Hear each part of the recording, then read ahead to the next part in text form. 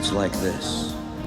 We live in claustrophobia, a land of steel and concrete, trapped by dark waters. There is no escape, nor do we want it. We've come to thrive on it, and each other. You can't get the adrenaline pumping without the terror, good people.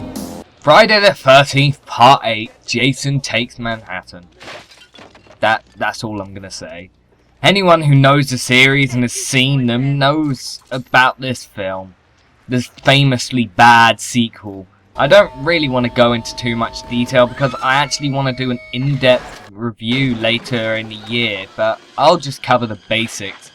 Jason Voorhees returns, kills these people on a boat headed from Camp Crystal Lake to a dock where a larger cruise boat is going to take him to New York. He then lets the boat float to where the cruise ship where the people were heading and then switches to that one. Then he starts killing the people on there. Here are my main problems with the film. Out of the entire film, only the last half an hour is actually set in New York. When they're there, Jason spends most of the time chasing these people who manage to escape from the boat. He doesn't go around causing havoc and mayhem around Manhattan like the trailers and all the marketing campaigns would make you think he would. No, he spends most of the film on a boat, and then the rest chasing two people. The only reason they did this though is because they didn't have enough money to actually film in New York, but still, they shouldn't have advertised it that way. There is barely any gore as well. All the gore you see is just blood from after the killings. We never actually see any good kills except for when someone's stabbed by a syringe.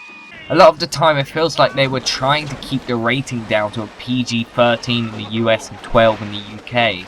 But it still somehow managed to get an R and 18 rating. But how? Jaws is more gory and that's a PG in the US and UK. The film is actually the lowest grossing film in the series, and I can definitely see why. People obviously saw it the opening weekend, and then the word got around to everyone else that it was a terrible film, so they didn't go see it after that. Like most of the films in the previous series, they actually tried to end the series with this film by killing Jason off for good. He gets hit by toxic waste and ends up drowning in it.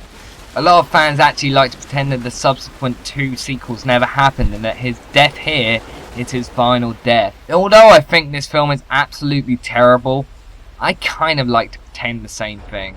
I don't think even the huge panning from both critics and audience could have even prepared me for the unholy works of Satan I would have to endure. Anyway, Jason Takes Manhattan is an awful, inadequate entry to the series. One that I wished would never happen. The only way I can enjoy this film is by looking at it with it so bad it's good angle.